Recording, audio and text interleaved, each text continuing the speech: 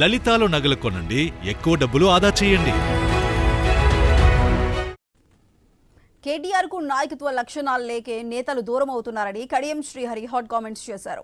ఆయన కేసులకు భయపడుతున్నారని ఇప్పటికే 10 కేసులు ఉన్నాయని ఆరోపించారు. అహంకారంతో మాట్లాడినంత మాత్రాన కేటీఆర్ పెద్ద నాయకుడు కాలేడన్నారు. భవిష్యత్తులో మంచి నాయకుడిగా ఎదగాలంటే సభ్యత, సంస్కారంగా మాట్లాడాలని చెప్పారు. చట్టం తన పని తాను చేస్తుందని, అరెస్ట్ అయ్యే రోజొస్తే కేటీఆర్ ను తప్పకుండా అరెస్ట్ చేస్తారన్నారు కడియం శ్రీహరి.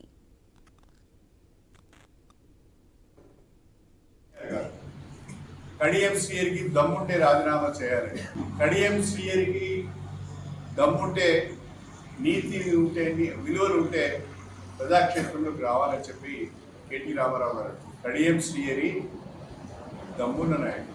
అయ్యా అండా చూసుకొని రాజకీయాలు చేస్తలేండి, అయ్యే పేరు చెప్పుకొని రాజకీయాలు చేస్తలేండి.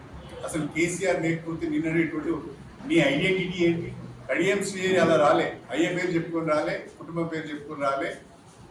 వంశ రాజకీయాలు కానీ కుటుంబ రాజకీయాలు కానీ నాకు లేవు. స్వతహాగా ఎదిగొచ్చిన నాయకుడు కడియం శ్రీహరి. నువ్వు నా గురించి మాట్లాడే ముందు 1-2 సార్లు ఆలోచించుకొని మాట్లాడాలి. నేను అడుగుతున్నా కేటీఆర్ గారిని, విలువల గురించి, నీతి గురించి నువ్వు మాట్లాడు. బీఆర్ఎస్ 10 సంవత్సరాల కాలంలో 36 మంది ఎమ్మెల్యేలు పార్టీ మారారు. పార్టీ మారిన వాళ్ళలో అందులో 2 మంత్రులను చేసిన నాడు ఈ విలువలు, ఈ నీతి నీకు గుర్తుకు రాలేదా? కేటీఆర్ నాయకత్వంలో పని చేయలేమనే కదా నీ చెల్లె దూరం అయింది. నీ నాయకత్వం పైన నమ్మకం లేదనే కదా హరీష్ రావు గారు బాధపడుతున్నారు. ఈ విషయం తెలిసిన కవిత ముందుగానే సర్దుకొని కేటీఆర్ నాయకత్వంలో పనిచేయలేము, కేటీఆర్ తో కాదు అని చెప్పి ఆమె పక్కు తప్పుకున్నాడు. హరీష్ రావు గారు కూడా సమయం కొరకు, సందర్భం కొరకు చూస్తున్నాడు. కేసీఆర్ ఉన్న రోజు మాత్రమే ఆయన కేటీఆర్ నాయకత్వంలో పనిచేస్తున్నాడు.